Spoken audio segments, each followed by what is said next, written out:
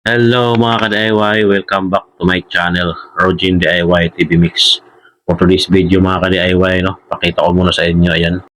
Yung labas ng pintuan, maraming dumi ng pusa mga ka-DIY. So, dahil madilim dito, dito sila naglalabas ng sama ng loob. So, mahirap yun, paglabas natin, makakaapak tayo ng ganyan.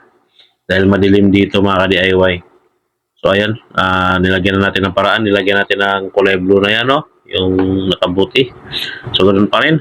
So ito, lagyan natin ng gate dito. Ayan, dito natin ikabit sa ating kapitbahay, sa kanilang poste.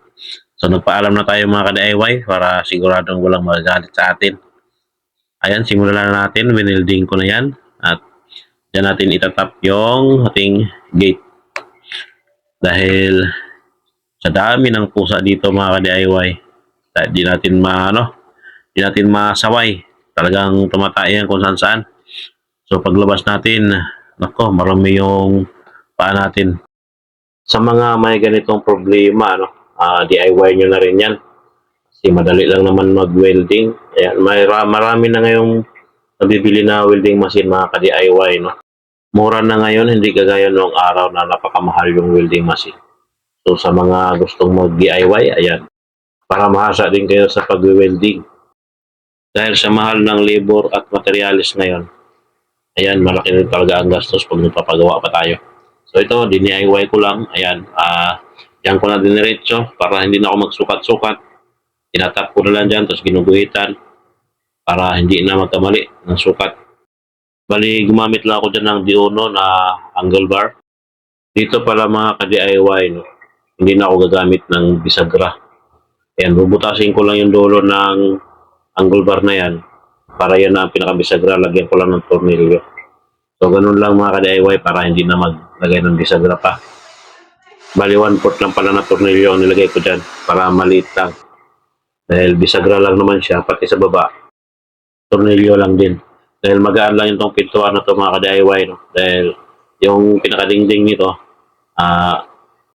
screen lang ilagay ko dito or steel matting na luma.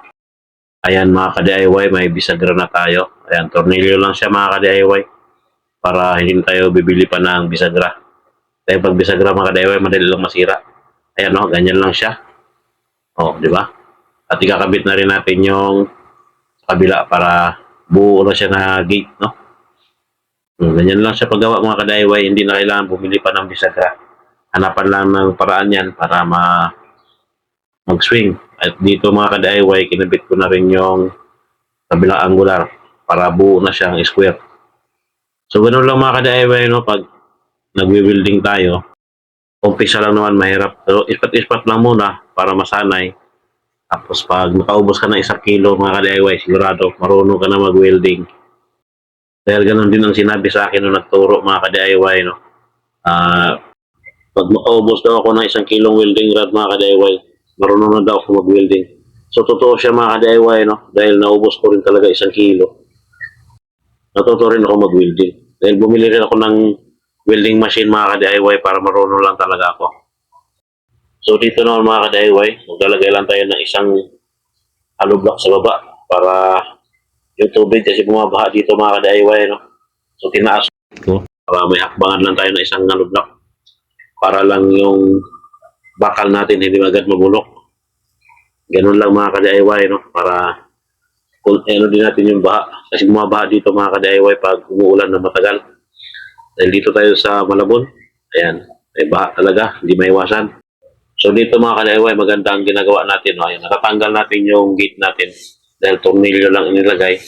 Kayang-kaya natin tanggalin kung gusto natin. Ayan, kaya mas maganda itong ganito mga ka-DIY. Dahil maglalagay na tayo ng screen mga ka-DIY, para madali lang kumilos. So ayan mga ka-DIY, dito ikat na natin yung video dahil sobrang haba na. Para humaba na tayo at magsawa. So ito na yung finished product natin mga ka-DIY. Ayan, nilagyan natin ng lock dito sa dulo. Ayan, maliit lang na lock para lang naman sa yan. Para hindi may tulak. At naglagay na rin tayo ng screen. Ayan, screen, tapos may spring na rin. Ayan, So, ayan yung steel matting natin na luma, mga ka-DIY, Naikabit na rin natin. Hindi ko na pinakita sa video. Tapos, ayan, nakasimento na rin siya sa baba. para pag umuulan hindi agad mabubulok yung ating gate, no, dahil bakal yan, mababad na tubig pag bumaha. So ganyan lang naman kataas yung baha dito mga ka-DIY, no? Isang hollow block, kaya na siya. Ayan, no? Hindi naman masyadong tumataas, maliban lang pag talagang bagyo na siya. So ayan, may lock tayo dito. Okay na siya mga ka-DIY. Ganun talaga So ito na mga ka-DIY, proceed na tayo sa pagpipintura. Ayan, napinturahan natin yan ng primer para hindi siya agad kalawangin. Tapos lalagyan na rin natin ito ng kulay puti, no? Pag natuyo na siya, magpintura din tayo ng kulay puti dyan. So ito na yung pininturahan natin na gate, no?